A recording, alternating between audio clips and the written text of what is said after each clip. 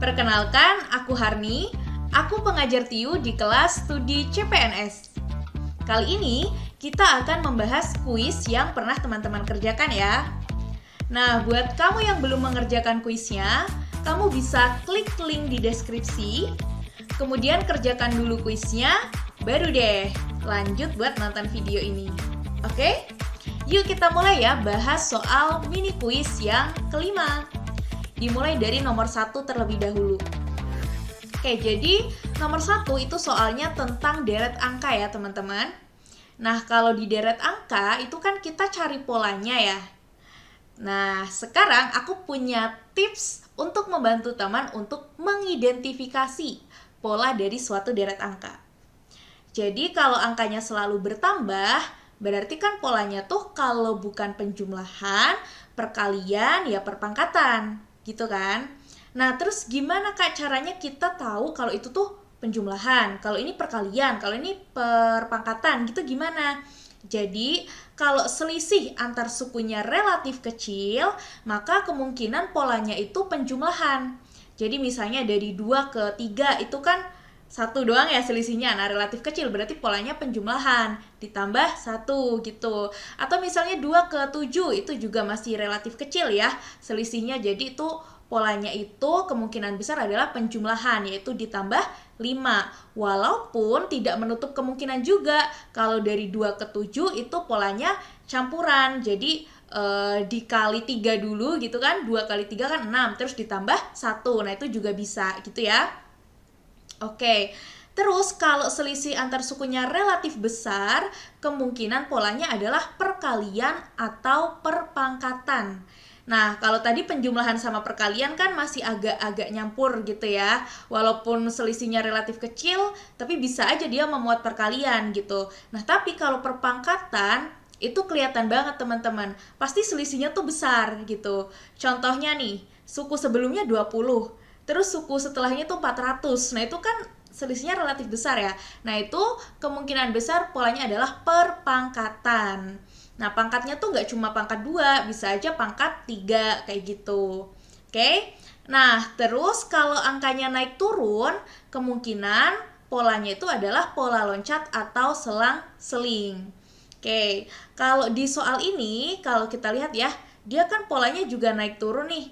Ini naik, ini turun, naik lagi, terus ini turun lagi gitu kan.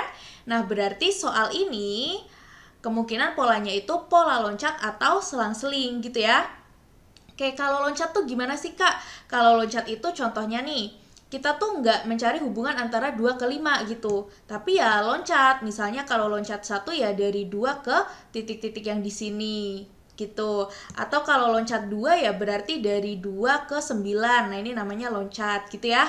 Terus kalau yang selang-seling gimana Kak? Kalau selang-seling, jadi pola dari 2 ke 5 itu akan beda dengan pola dari 5 ke titik-titik ini. Tapi habis itu, ini sama lagi nih polanya, dari titik-titik ke 9 itu akan sama dengan pola dari 2 ke 5, kayak gitu misalnya. Terus dari 9 ke 8 polanya nanti sama kayak yang dari 5 ke titik-titik, yang kayak gitu. Nah, ini namanya pola selang-seling gitu ya. Oke, yuk coba kita kerjakan yang nomor 1. Nah, berarti dia tadi kemungkinannya polanya kalau nggak loncat itu selang-seling. Nah, coba kita coba yang selang-seling dulu ya. Berarti kan dari 2 ke 5, terus habis itu 5 ke titik-titik beda ya. Jadi dari titik-titik ke 9, ini polanya sama. Kemudian dari 9 ke 8 nanti beda pola. Terus berarti dari 8 ke titik-titik ini polanya akan sama ya. Kemudian dari titik-titik ke 16 beda pola. Dan dari 16 ke 33 itu akan sama. Dari 33 ke 32 itu juga nanti beda pola gitu ya.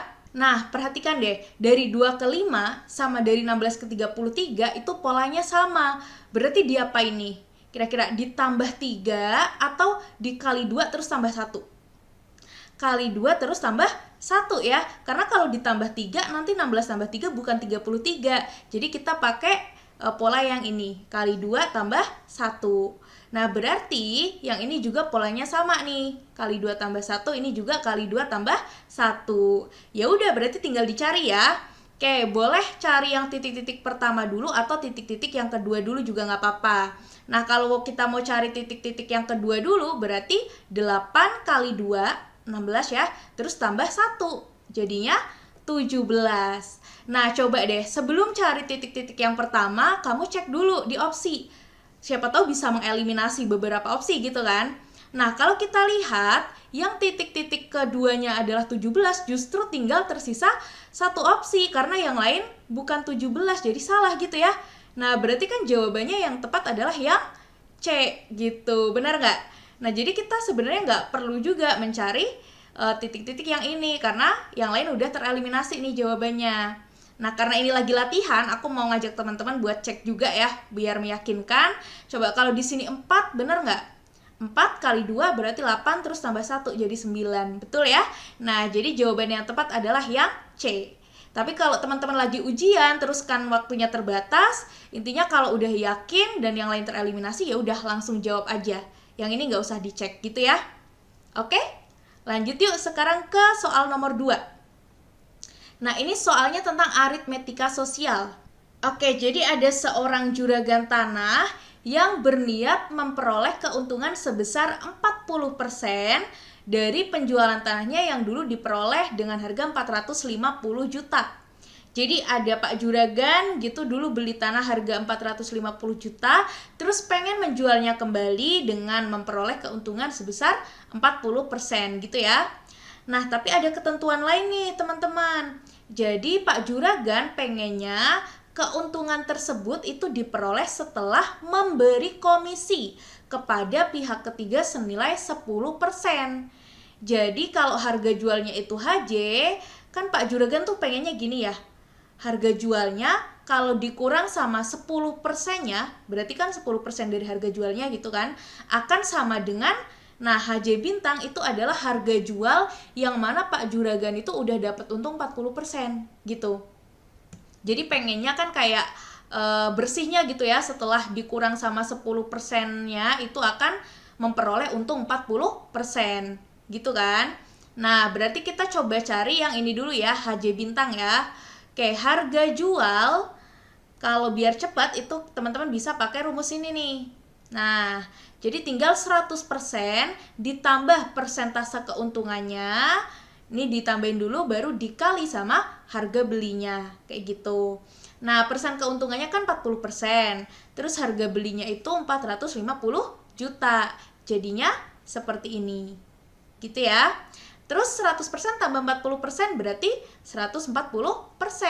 Jadinya tinggal dikali sama 450 juta. Oke, 140% itu kan 140 per 100 ya. Ini bisa kita sederhanain teman-teman. Bagi 10 jadi 14, ini bagi 10 jadi 10. Oke, jadi sama aja kayak 14 per 10. Terus dikali 450 juta. Ini juga bisa kita sederhanain nih. Bagi 10, bagi 10. Tinggal 14 kali 45 berapa? 630 juta.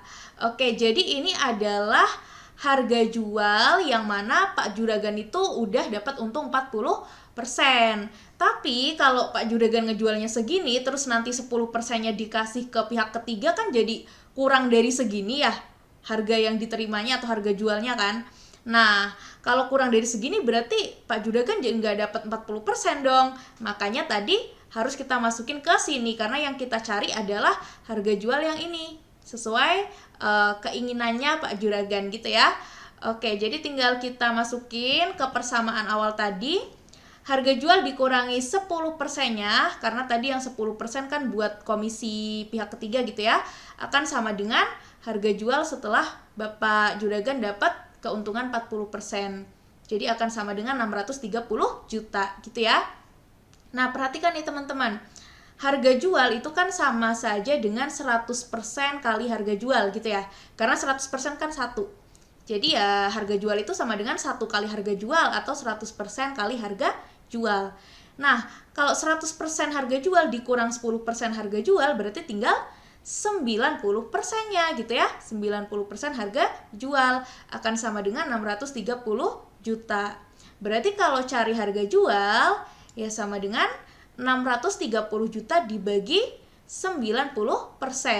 Nah, di sini 90% langsung aku tulis 90 per 100 ya. Karena persen kan artinya per 100. Oke, ini bisa kita sederhana ini. Bagi 10 ya. Jadinya seperti ini. Nah, berarti sama dengan 630 juta dibagi 9 per 10. Ingat ya, kalau ada pembagian dengan pecahan, berarti kita jadikan perkalian, terus pecahannya kita balik. Jadinya sama dengan 630 juta dikali 10 per 9. Jadi ininya dibalik ya. Terus pembagiannya jadi perkalian. Oke, kalau udah kayak gini tinggal kita sederhanain lagi. 63 bagi 9 itu 7. Terus nolnya ada 2, berarti 700, jangan lupa jutanya ya. Oke, 700 juta. Nah, jadi harga jual supaya Pak Juragan tetap untung 40%, meskipun sudah dikurang dengan 10% buat pihak ketiga, itu adalah 700 juta. Jadi jawabannya yang C. Paham ya? Oke, lanjut yuk. Sekarang ke nomor 3. Nah, ini soalnya tentang silogisme ya, teman-teman. Oke, di sini ada kalimat ibu pergi ke pasar jika ibu memasak. Nah, hati-hati nih. Kalau teman-teman pengen memisalkan jika P maka Ki, P-nya yang mana coba? Ayo. P-nya itu adalah kata-kata setelah kata jika ya. Nah, jadi kalau teman-teman pengen memisalkan jika P maka Ki, berarti ini yang harus kita misalkan sebagai P. Jadi kita tulis P adalah ibu memasak gitu ya. Nah, ini boleh nih kita misalkan sebagai Ki. Ibu pergi ke pasar. Oke, berarti kalimat yang pertama ini baru bisa kita misalkan jika P maka Ki. Hati-hati ya, jangan sampai ketukar. Jadi, bukan yang ini yang P, terus ditulis nih jika P maka Ki. Tapi P-nya ibu pergi ke pasar. Nah, itu salah. Pokoknya kalau jika P maka Ki, berarti P-nya itu adalah kata-kata setelah jika. Jadi ini sebenarnya kata lainnya adalah jika ibu memasak, maka ibu pergi ke pasar. Kayak gitu teman-teman. Paham ya? Nah, terus kata-kata yang kedua gimana nih? Jika ibu tidak memasak, oke, ibu tidak memasak. Berarti negasi P ya. Oke, kemudian Andri yang memasak. Oke, ini negasi P, maka Andri yang memasak. Ini belum kita misalin aja sebagai R. Ya, jadi negasi P, maka R. Nah, kemudian kalimat yang ketiga adalah Andri tidak memasak. Oh, yang terjadi adalah Andri tidak memasak, berarti negasi R gitu ya. Oke, perhatikan teman-teman. Dari ketiga premis ini, kira-kira premis yang mana dulu nih yang bisa kita simpulkan? Atau dari tiga-tiganya langsung bisa kita simpulkan? Belum ya. Kalau dari premis 1 dan 2 kita belum bisa menyimpulkan apa-apa. Kecuali kalau di sininya negasi Ki atau Ki gitu baru bisa. Nah, kalau dari premis 2 dan premis 3 bisa nggak nih ditarik kesimpulan? Bisa ya, jika negasi P maka R. Terus kemudian yang terjadi adalah negasi R. Berarti simpulannya adalah negasi dari yang ini. Negasi dari negasi P. Ekuivalen dengan P gitu ya. Oke, tadi premis yang pertama jika P maka Ki. Kemudian yang terjadi adalah ini nih, P.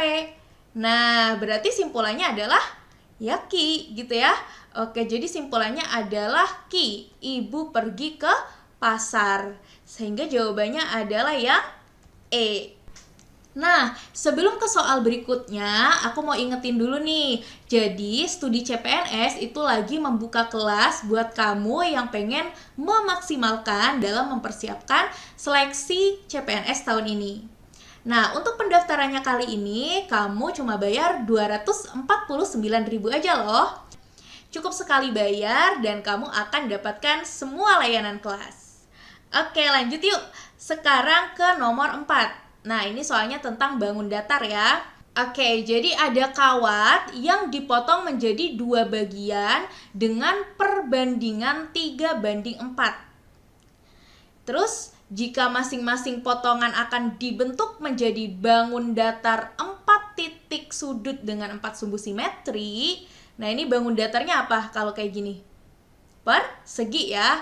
Oke, yang ditanya adalah perbandingan luas yang terbentuk. Oke, teman-teman. Jadi, kan kita belum tahu ya, kawatnya itu sebenarnya panjangnya totalnya berapa sih?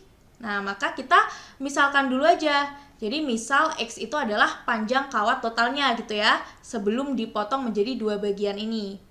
Nah, terus karena tadi yang ditanya adalah perbandingan luas yang terbentuk, kalau luas itu kan Kalau luas persegi berarti sisi kali sisi gitu ya. Nah, berarti enaknya kita bikin tabel kayak gini aja. Nah, jadi tadi ada kawat 1 sama kawat 2 kan. Kawat 1 ini berarti 3 dari totalnya 7 bagian, ya kan? Ini kan 3 banding 4. Nah, totalnya itu berapa bagian sih ini? Berarti 7 bagian kan? Jadi yang 3 ini adalah 3 per 7-nya. Baru yang 4 ini adalah 4 per 7-nya gitu kan? Nah, 3 per 7 dari berapa? Ya 3 per 7 dari si panjang kawatnya gitu. Nah, kalau kawat yang kedua adalah 4 per 7 dari panjang kawatnya. Nah, jadi 4 per 7 X, kayak gitu ya. Nah, selanjutnya kita kan butuh tahu panjang sisinya ya. Karena tadi kita pengen membandingkan luasnya kan. Oke, sekarang perhatikan kawat yang bagian pertama dulu. Jadi dia total panjangnya 3 per 7 X nih.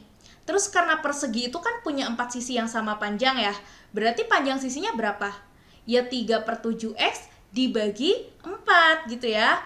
Oke, 3 per 7X terus dibagi 4. Ya sama aja kayak 3 per 7X kali 1 per 4 ya. Jadinya berapa? 3 kali X kali 1 berarti 3X per 7 kali 4, 28. Jadinya 3 per 28X. Nah, kayak gini. Kalau ini ya berarti sama 4 per 7X kita bagi 4 lagi. Jadinya 4 per 28 kemudian X gitu ya. Paham ya? Oke, kalau udah tahu panjang sisinya ya udah bisa ya kita bandingkan luas yang terbentuk sesuai dengan yang diminta di soal. Oke, berarti luas persegi yang satu, jadi persegi yang terbuat dari kawat 1 gitu kan, banding luas persegi yang terbuat dari kawat 2, berarti gimana? Luas itu tadi sisi kali sisi. Nah, berarti kan 3 per 28 X kali 3 per 28 X, ya kan? Terus dibagi sama yang luas persegi 2, karena panjang sisinya 4 per 28 X, jadinya ya 4 per 28 X kali 4 per 28 X, kayak gitu. Oke? Nah, ini bisa kita sederhanain teman-teman. X-nya bagi X, jadi 1 kan? Ini X-nya juga. Nah, terus kan di sini ada per 28, di sini juga ada per 28 ya. Nah, karena 28-nya ini sebagai penyebut, sama-sama penyebut gitu ya, maka bisa kita sederhanakan gitu teman-teman. Tapi hati-hati ya, jadi kalau misalnya yang atasnya itu 3 per 28, terus dibagi yang bawahnya 28 per 3. Nah, ini nggak boleh nih dicoret-coret atau disederhanain kayak gini. Tahu nggak kenapa nggak boleh? Ya karena kalau di bagian yang sini 3 per 28, 28-nya sebagai penyebut, ya kan? Nah, sedangkan di bagian sini 28 per 3, 28-nya sebagai pembilang. Nah, kalau salah satunya penyebut, salah satu pembilang, ya nggak bisa kita coret-coret kayak gini gitu ya. Paham ya teman-teman ya? Jadi hati-hati, oke? Nah, karena ini sama-sama penyebut juga, jadi bisa kita sederhanain. Terus jadinya tinggal 3 kali 3, berarti 9 ya. Per 4 kali 4, 16. Jadinya 9 per 16. Nah, hati-hati, 9 per 16 itu beda ya dengan 3 per 4, oke? Oke, jadi jawabannya adalah yang C. Lanjut ya, sekarang kita ke nomor 5 dulu. Nah, ini soalnya tentang jarak kecepatan dan waktu. Jadi intinya kan ada 2 bus gitu ya, bus A sama bus B. Berangkat dari kota yang sama, tapi pada waktu yang berbeda. Jadi bus A berangkat duluan jam 13.00, bus B berangkat terakhiran jam 15.30. Yang ditanya, bus B dapat bertemu bus A pada pukul berapa? Berarti kan karena berangkatnya dari titik yang sama atau tempat yang sama, terus ada yang satu berangkat duluan, satu berangkat terakhiran, berarti kan ini tentang susul menyusul ya, bukan berpapasan kan, tapi susul menyusul. Nah, ingat nih rumusnya ya. Jadi kalau waktu menyusul itu adalah selisih jarak dibagi kecepatan bus yang berangkat terakhiran. Jadi K2 itu adalah kecepatan, karena di sini tentang bus ya, berarti bus yang berangkat terakhiran gitu, dikurangin sama kecepatan bus yang berangkat duluan.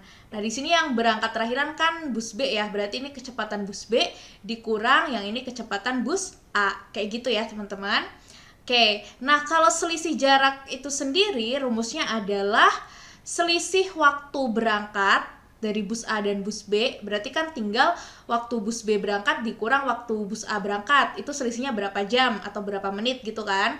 Terus dikali sama ini kecepatan dari bus yang berangkat duluan. Jadi kalau di sini kecepatan dari bus A. Kayak gitu ya.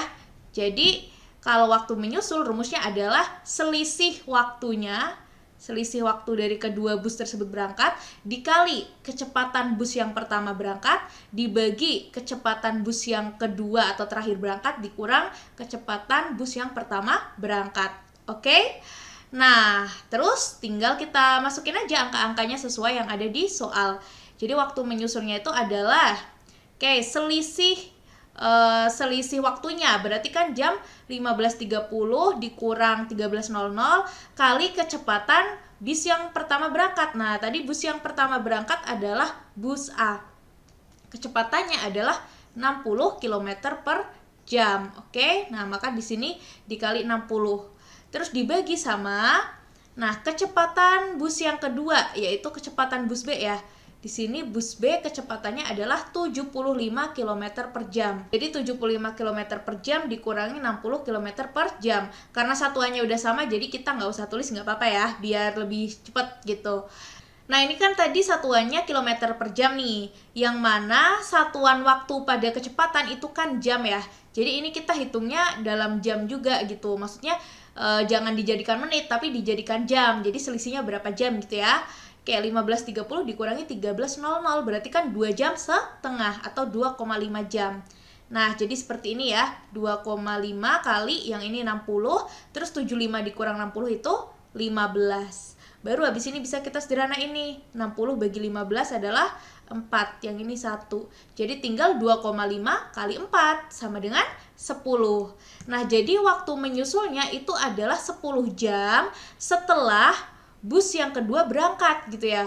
Berarti 10 jam setelah bus B berangkat nih. Nah, bus B kan tadi berangkatnya jam 15.30 ya. Nih.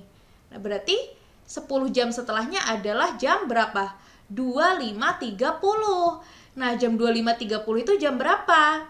Ingat ya, satu hari itu kan hanya 24 jam. Berarti kalau jam 25.30 ya tinggal kita kurangin sama 24.00 gitu ya. Jadinya jam 25.30 sama aja dengan jam 1.30 di keesokan harinya gitu ya.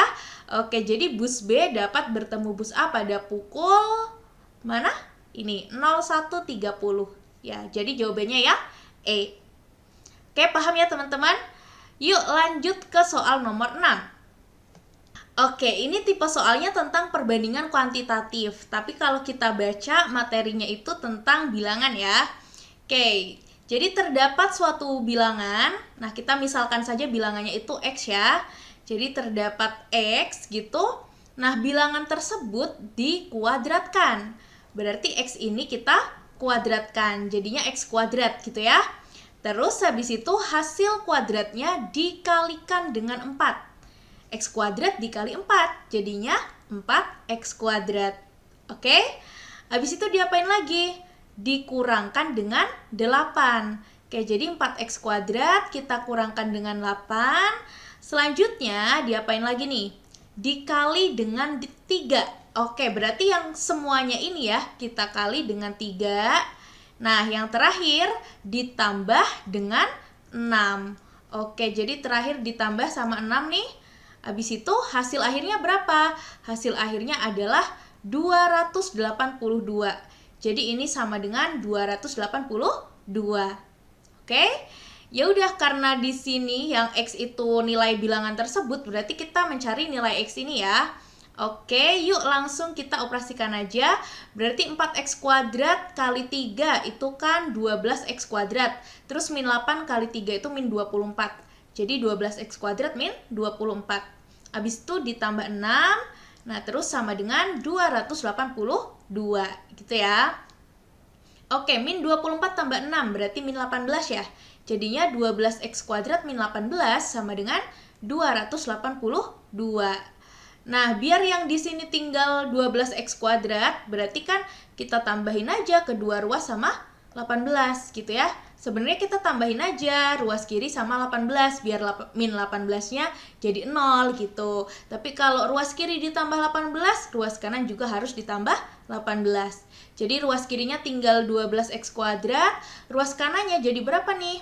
282 tambah 18, jadi 300.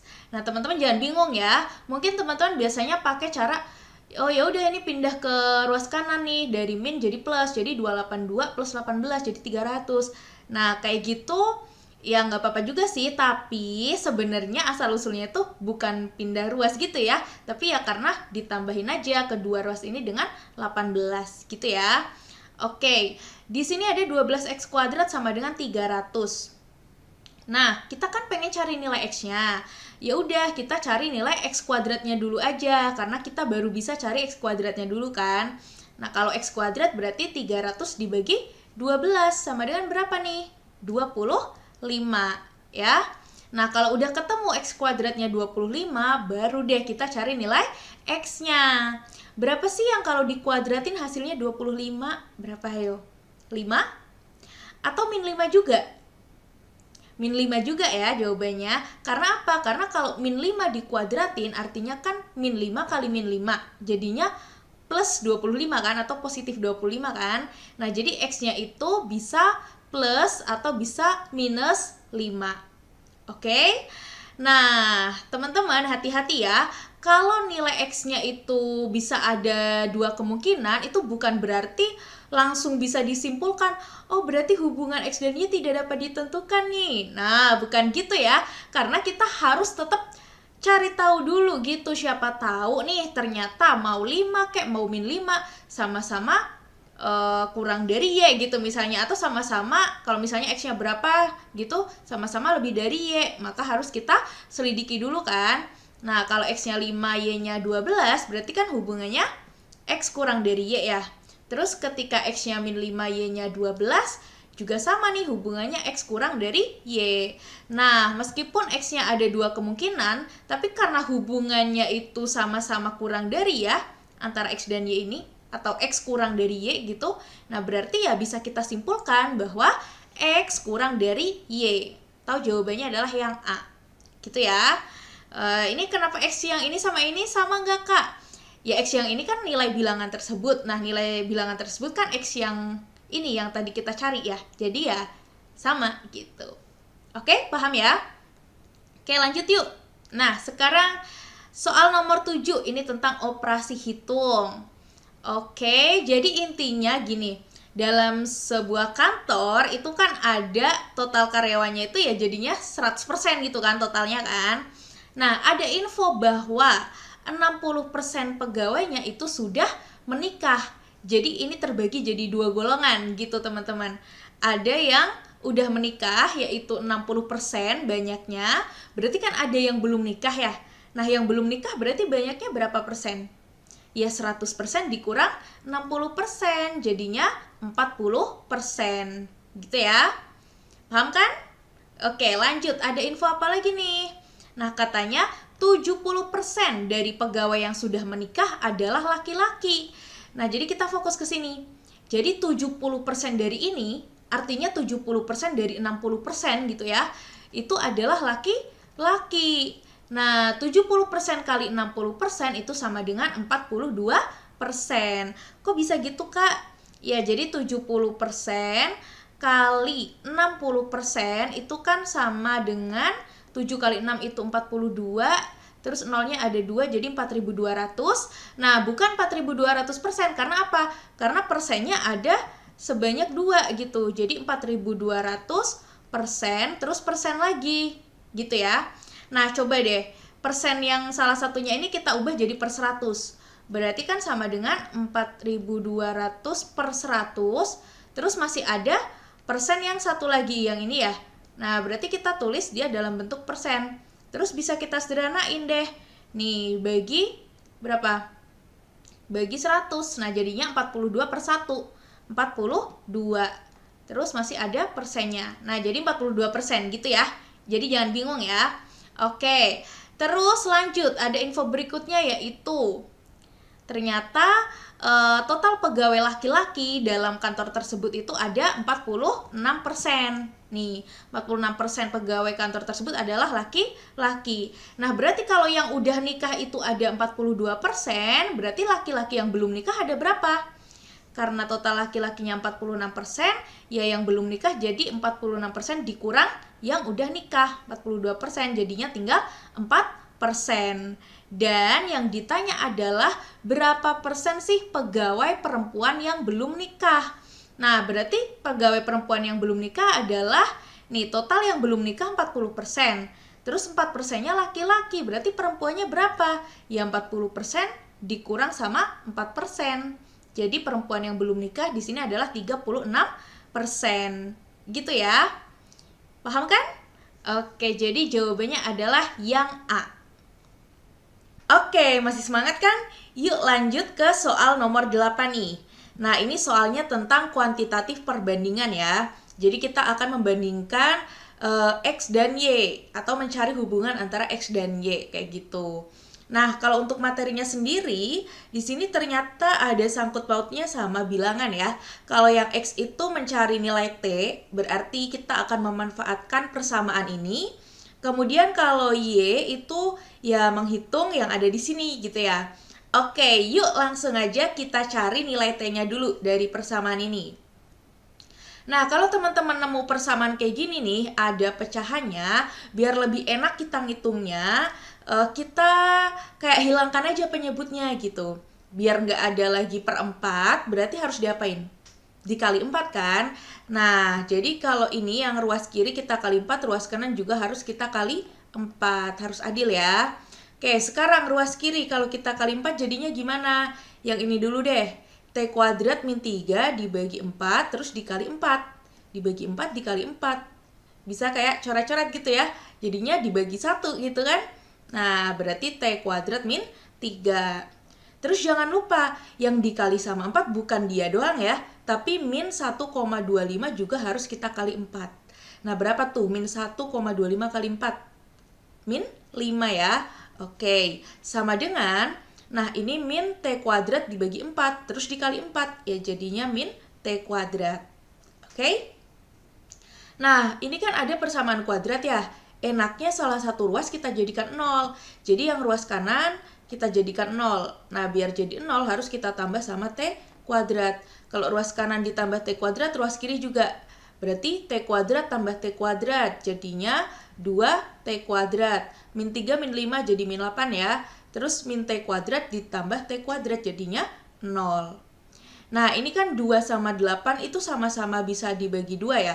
Jadi biar persamaannya lebih sederhana, kita bisa bagi dulu kedua ruas dengan 2. Nah, 2T kuadrat kalau dibagi 2 jadinya T kuadrat, terus min 8 dibagi 2 jadinya min 4, sama dengan 0 bagi 2 ya, 0. Oke, T kuadrat dikurangi 4 sama dengan 0, berarti T kuadratnya sama dengan 4 ya. Nah, T kuadrat sama dengan 4, T-nya berapa? T-nya bisa 2, bisa min 2, jadi plus minus 2 gitu ya. Oke, kita simpan dulu nilai T-nya, bisa 2 atau min 2. Sekarang kita hitung nih, kalau Y itu nanti nilainya berapa ya? Oke. Nah, 12,5% itu kan artinya 12,5 per 100 ya teman-teman ya. Oke, terus ini di sini ada akar, terus dalamnya ada akar lagi. Nah, dalamnya tuh ada bilangan berpangkat yang basisnya sama terus dikalikan gitu ya.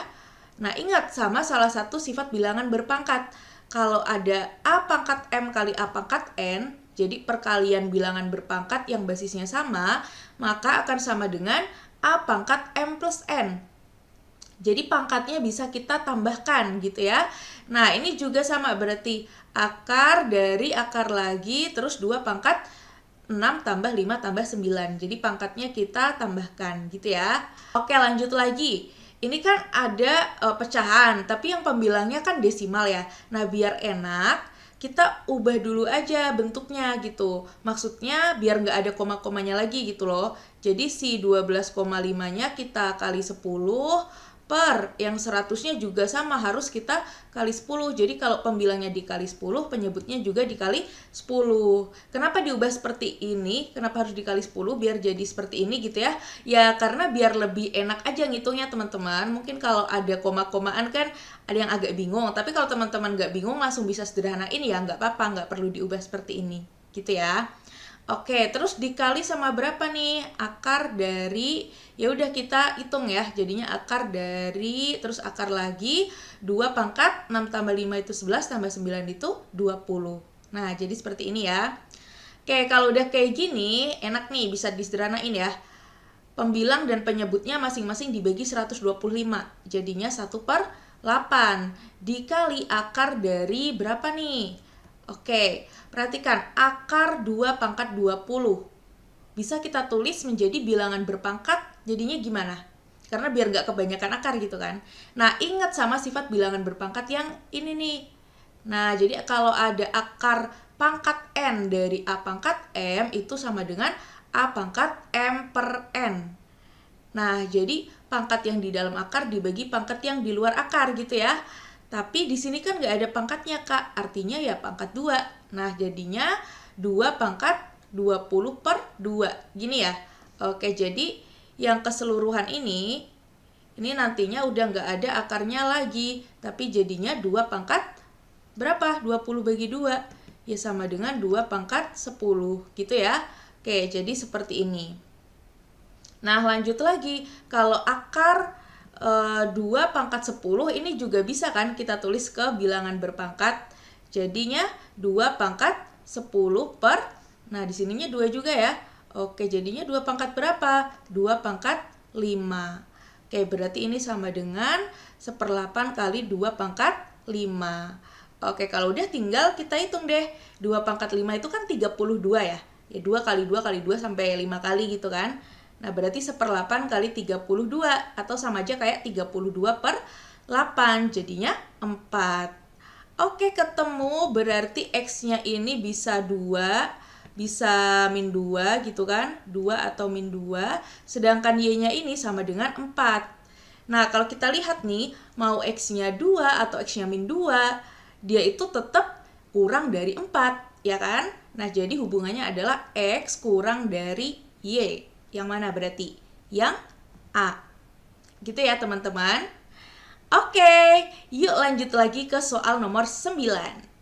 Nah, ini soalnya tentang verbal analogi ya. Jadi nanti hubungan antara titik-titik yang di sebelah kirinya sama dengan ini akan kita terapkan di hubungan antara yang di sebelah kanannya sama dengan gitu. Oke, mari kita identifikasi. Jadi Kapuas itu nama apa sih teman-teman? Nama sungai ya. Oke. Kemudian kalau Papua itu nama provinsi. Oke. Nah, kalau Jayapura dia adalah ibu kota dari Papua. Jadi ibu kota dari provinsi yang di sebelah kirinya gitu ya. Maksudnya ini nih provinsi yang dimaksud tuh yang di sini, yang di sebelah kirinya dia gitu, maksudnya di titik-titik ini. Gitu ya. Nah, berarti kemungkinan kan hubungannya itu adalah sungai, ya kan? Nanti berarti di sini terisi nih sungai yang berada di provinsi bla bla bla, yang mana provinsi ini itu ibu kotanya bla bla bla gitu kan ya. Nah, coba kalau Kapuas berarti berada di provinsi mana? Kalau kita lihat, wah ternyata cuma ada satu nih ya, Kalimantan Barat kan, dan ini cuma ada satu gitu, nggak ada yang lain. Berarti ya udah, jadinya jawabannya adalah yang E. Nah, coba kita cek ya. Oke, Sungai Kapuas terletak di Provinsi Kalimantan Barat. Nah, ibu kota Provinsi Kalimantan Barat Pontianak nggak? Iya kan? Oke, berarti udah betul ya. Kemudian, ini nih, apakah Mamberamo itu sungai yang ada di Papua? Iya, betul. Jadi, Mamberamo adalah sungai yang ada di Provinsi Papua, yang mana ibu kota Papua itu adalah Jayapura. Kayak gitu ya. Oke, jadi analoginya udah sesuai. Yuk lanjut lagi ya ke soal nomor 10. Nah, ini tentang verbal analitis. Nah, kalau ada soal kayak gini, kita baca dulu pertanyaannya, karena siapa tahu dari pertanyaannya itu ternyata kita cukup baca mungkin 1 atau 2 poin aja udah bisa jawab kayak gitu. Bisa jadi seperti itu ya, tapi lebih amannya memang kita baca semuanya biar nggak ada kayak plot twist gitu kan di belakang. Misalnya kita udah pahamnya kayak gini, ternyata ada ketentuan lainnya kayak gini, misalnya gitu. Dan juga biasanya kan soal bacaan kayak gini tuh untuk beberapa soal gitu ya, nggak cuma satu. Ada yang kayak gitu kan. Nah, jadi tetap worth it kalau kita baca dulu. Yang penting ngebacanya juga harus ingat waktu ya. Jangan lambat banget gitu, harus cepat tapi juga harus tetap teliti. Oke? Nah, coba kita baca soalnya. Bila cherry dimakan pada hari Selasa, maka pernyataan yang benar adalah. Nah, di sini cuma ada keterangan cherry dimakan sebelum duku dan cherry dimakan pada hari yang sama dengan fori-fori asparagus. Jadi kita nggak tahu tuh nanti kalau dia dimakan itu di hari Selasa, yang benar yang mana gitu kan. Nah, berarti harus kita baca semuanya. Nah, ini kita masukin ke poin aja nih. Ya, cherry dimakan pada hari Selasa. Oke, biar enak, kita bikin tabel aja. Jadi kan intinya ada 5 hari nih, dari Senin sampai Jumat. Terus atlet itu akan memakan sayur yang berbeda di tiap harinya dan cuma 1 sayur aja. Dan juga buah yang berbeda di tiap harinya dan juga 1 jenis buah aja gitu kan. Dan kebetulan jenis sayurnya ada 5, jenis buahnya pun ada 5. Oke, kita mulai dari yang paling jelas nih tadi, cherry dimakan pada hari Selasa. Jadi kita tulis di sini ya, pakai inisial aja, oke? Cherry itu kan buah, jadi di sini C. Terus ada lagi yang hubungannya sama cherry adalah cherry dimakan sebelum duku. Oke, kalau cherry di sini berarti duku bisa di mana?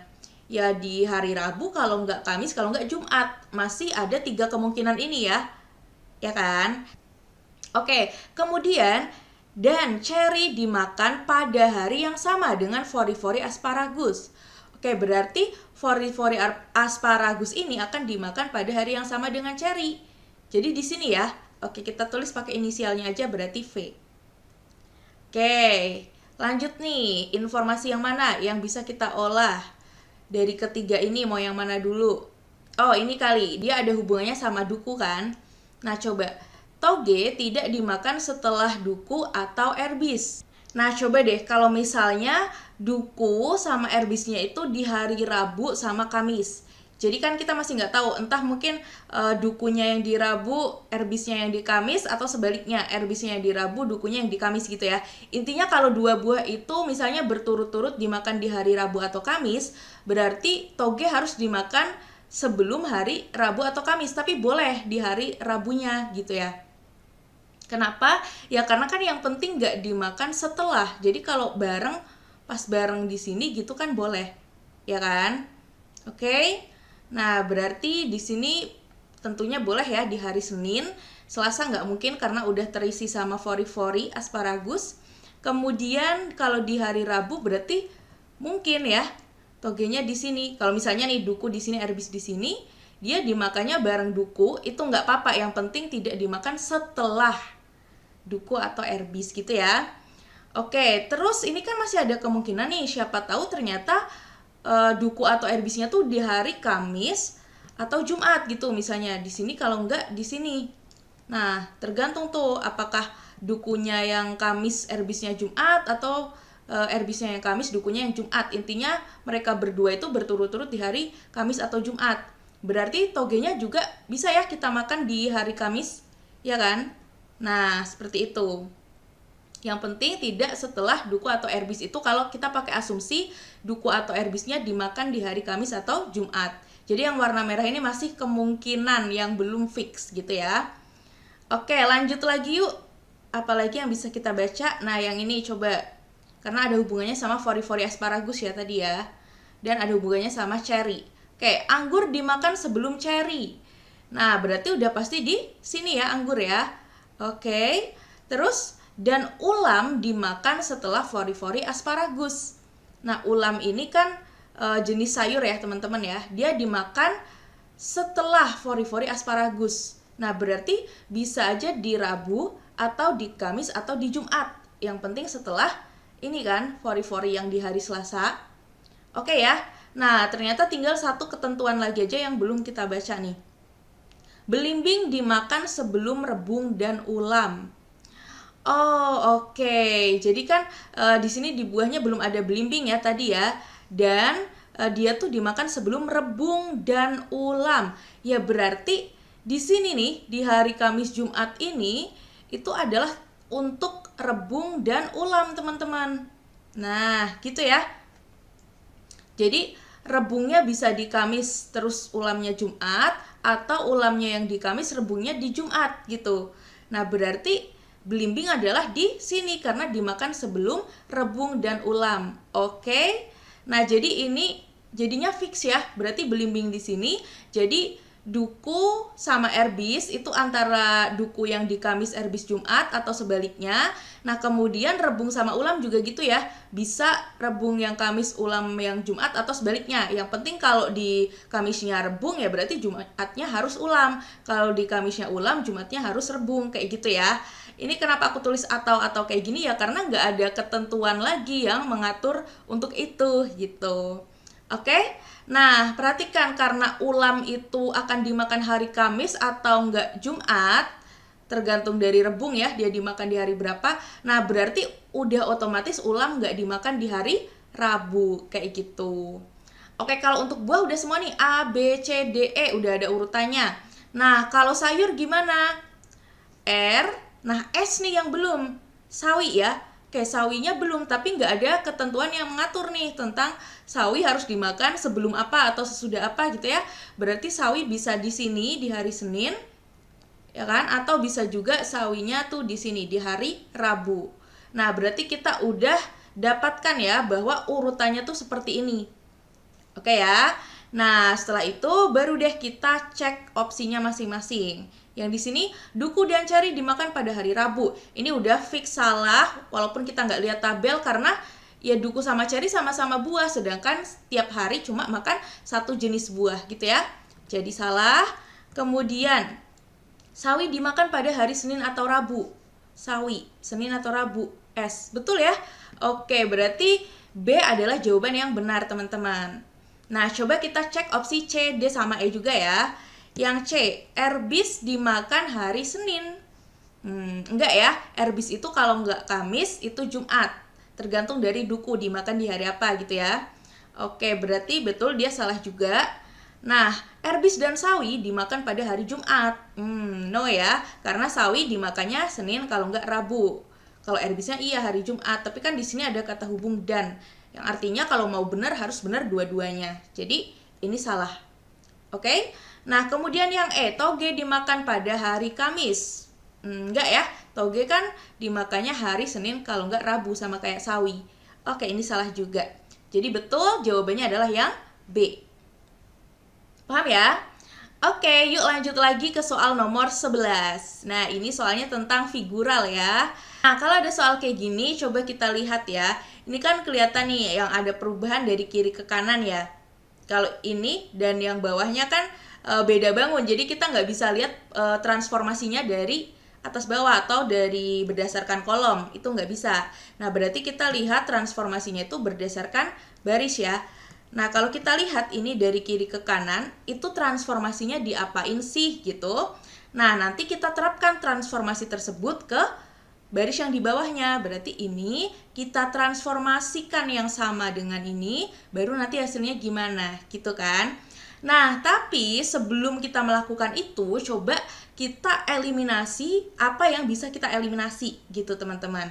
Nah, coba kira-kira yang paling mudah kita bisa eliminasi berdasarkan apanya dulu? Bentuk bangunnya atau dari warna atau arsiran nih? Coba ya, kita cek. Kalau di sini ternyata arsiran dan warnanya itu bertukar. Bangun yang tadinya kayak gini, akhirnya dia jadi diarsir. Nah, bangun yang tadinya diarsir akhirnya jadi berwarna gitu ya. Jadi cuma tukeran gitu arsirannya. Nah, karena di sini tuh diarsir semua, ya berarti jenis arsirannya ditukar gitu. Nah, berarti kita bisa eliminasi berdasarkan warna atau arsiran ya. Coba lihat deh opsi yang D. Kan ini arsiran semua, jadi nggak mungkin kan ada yang polos kayak gini. Berarti udah fix salah. Oke, terus mana lagi yang bisa kita eliminasi berdasarkan arsiran? Berarti kan nanti yang ini nih, si trapesium arsiranya bakal kayak gini ya. Arsiranya itu dari kiri ke kanan kayak gini, kayak garis atau gitu kan. Nah, coba kita lihat di bagian trapesium yang arsiranya tidak seperti garis atau. Nah, yang A ya, ini salah nih. Nah, kalau yang lain arsiranya masih benar, seperti garis atau gini kan arsiranya. Oke, ada lagi yang bisa kita eliminasi? Udah ya, udah nggak ada lagi. Oke, sekarang lanjut. Berarti kita akan eliminasi berdasarkan perubahannya. Jadi, mereka itu diapain sih gitu. Sekilas mungkin kalau kita lihat bangun yang ini, kita bisa berkata, oh ini dicerminkan, gitu kan. Tapi, hati-hati ya teman-teman, kalau dicerminkan, berarti bangun yang ini harusnya jadi seperti ini nih, ya nggak? Ya kan, kalau dicerminkan harusnya jadi seperti ini. Paling nanti warnanya kan yang jadi berubah polos gitu kan. Tapi nanti maksudnya dia menghadapnya akan ke kiri bawah seperti ini nih, yang bagian ini. Sedangkan di sini dia menghadapnya ke kiri atas. Nah, berarti transformasinya bukan pencerminan ya, tapi diapain? Dari kayak gini bisa jadi kayak gini, itu karena diputer ya, 180 derajat. Nah, kalau kita lihat, mana nih yang bisa kita eliminasi? Bangun yang ini dulu coba, trapesium. Dia kalau kita rotasi atau kita putar sebesar 180 derajat, pasti nanti jadinya madep ke atas ya. Nah, kalau kita lihat nih, trapesiumnya ternyata ada yang madep ke bawah nih, yang C. Jadi dia salah. Oke? Nah, apa nih yang membedakan opsi B dan E? Kalau kita lihat ya di bangun kedua ya. Oke, kita cek juga berarti dia kalau kita rotasi atau kita putar 180 derajat, misalnya berlawanan arah jarum jam gitu ya. Nanti kan berarti dia akan ada di kiri bawah ya. Dia madep kiri bawah gitu. Nah, berarti yang B karena dia menghadap ke kiri atas dia salah gitu. Jadi jawabannya adalah yang E gitu ya teman-teman. Terus kalau diputarnya 180 derajatnya searah jarum jam gimana Kak? Ya coba aja, nanti hasilnya sama aja gitu. Dia akan ada di kiri bawah gitu ya teman-teman. Oke, lanjut yuk. Sekarang nomor 12. Nah, di sini ada soal tentang operasi bilangan. Kelereng Nina lebih banyak daripada kelereng Yanti. Oke, terus jumlah kelereng mereka berdua adalah 70 butir. Nah, berarti kalau banyak kelereng Nina itu N dan banyak kelereng Yanti itu Y, berarti N ditambah Y itu akan sama dengan 70 gitu ya. Karena jumlah kelereng mereka berdua adalah 70. Nah, yang ditanya adalah berapakah banyak kelereng yang dimiliki Nina? Berarti kita pengen cari N gitu ya. Jika selisih kelereng keduanya adalah 28. Nah, kalau selisih kan yang banyak dikurang sama yang dikit. Tadi kan lebih banyak yang punya Nina ya. Oke, jadi kalau punya Nina dikurang sama punya Yanti akan sama dengan ini, selisihnya 28. Nah, ingat tadi yang ditanya adalah berapakah banyak kelereng Nina. Jadi yang mau kita cari adalah variabel apa? N atau Y?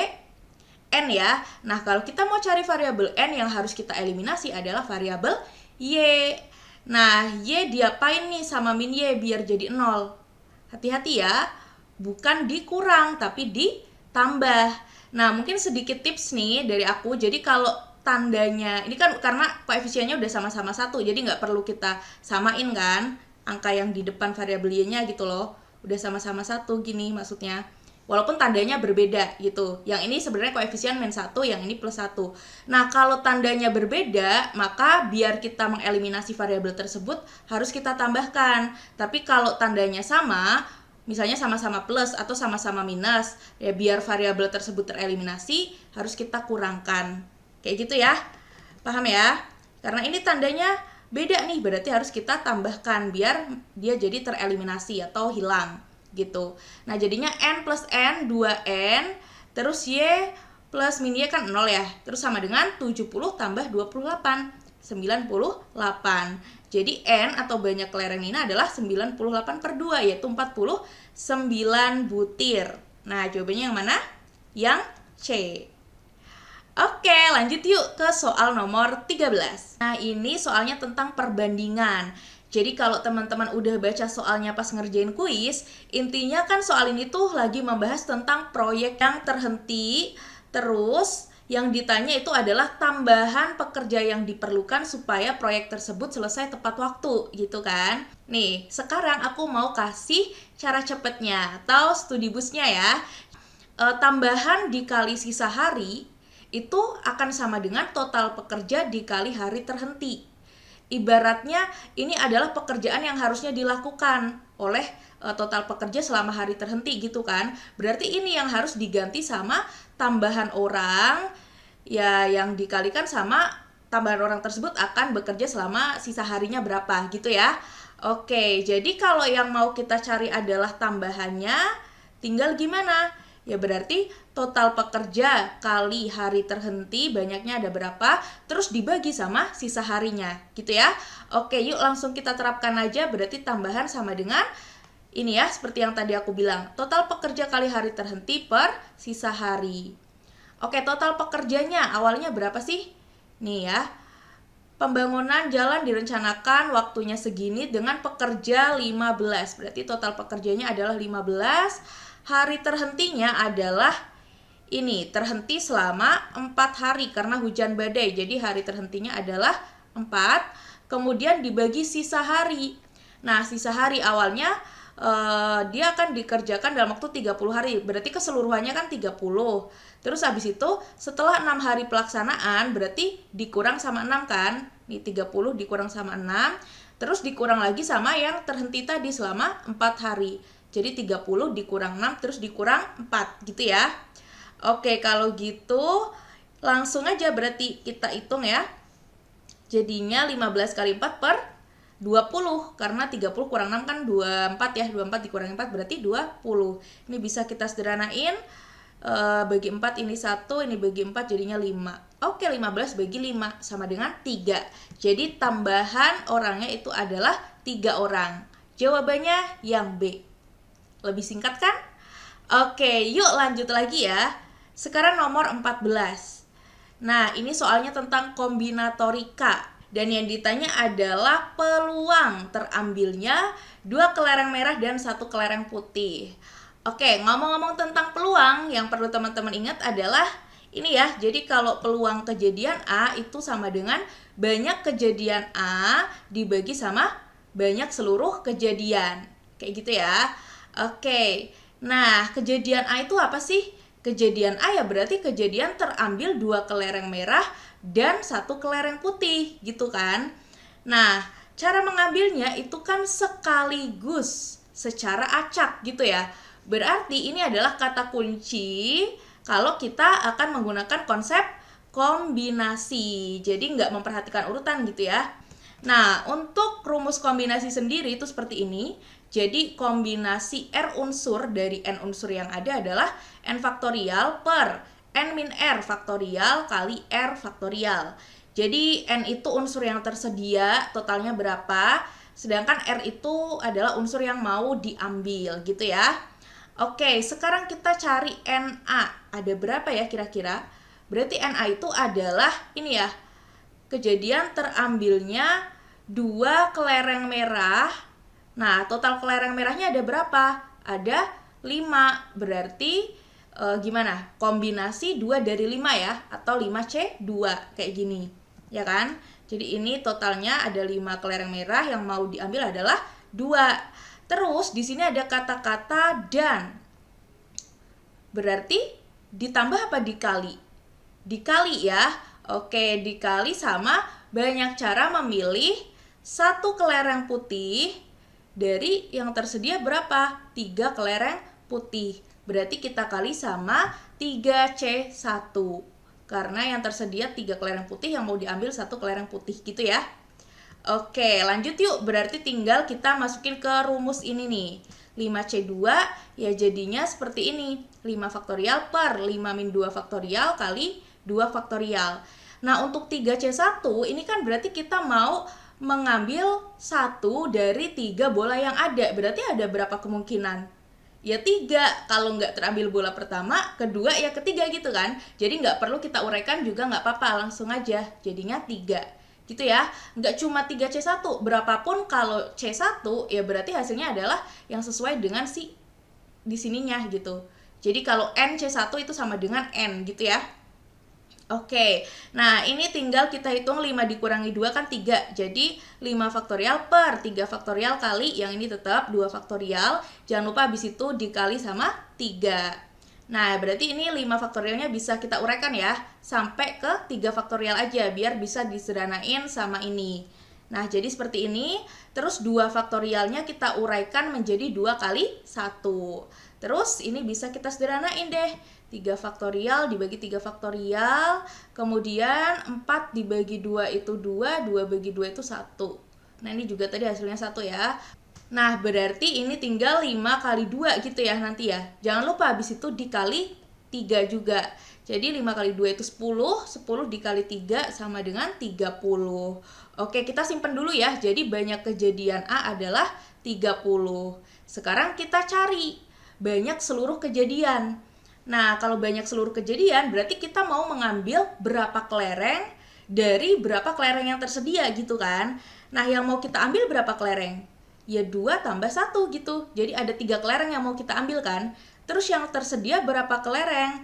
Yang tersedia adalah 5 tambah 3, 8 kelereng. Oke, jadi kita mau mengambil 3 kelereng dari 8 kelereng yang ada. Berarti NS-nya itu adalah 8C3. Paham ya? Karena kita mau mengambil, nah ini juga ada nih. Ini kita mau mengambil 3 kelereng dari totalnya 5 tambah 3 yaitu 8. Jadinya 8C3. Tinggal masukin lagi ke rumus ini. Nah, kalau teman-teman udah terbiasa mengerjakan gitu pasti lebih satset gitu ngitungnya juga.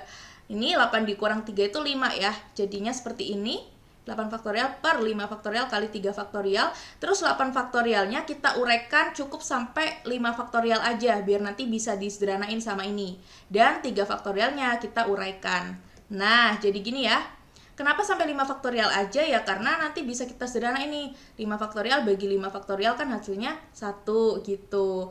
Nah, yang 3 faktorial ini kita uraikan ya. Jadi 3 kali 2 kali 1.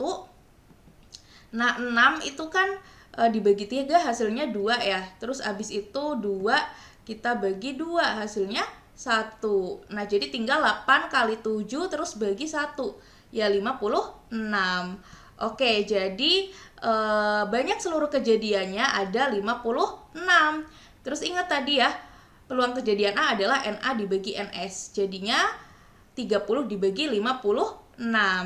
Nah, di sini nggak ada ya 30 dibagi 56. Berarti kita cari bentuk lainnya gitu. Mungkin kita sederhanakan. Pembilang dan penyebut kita bagi 2 coba ya. Berarti kan 30 bagi 2 itu 15. 56 bagi 2, 28. Oh, berarti 15 per 28. Ada nggak kalau 15 per 28? Ada ya, yang C. Jadi jawabannya adalah yang C. Oke? Yuk lanjut lagi ke soal terakhir yaitu nomor 15 tentang deret huruf.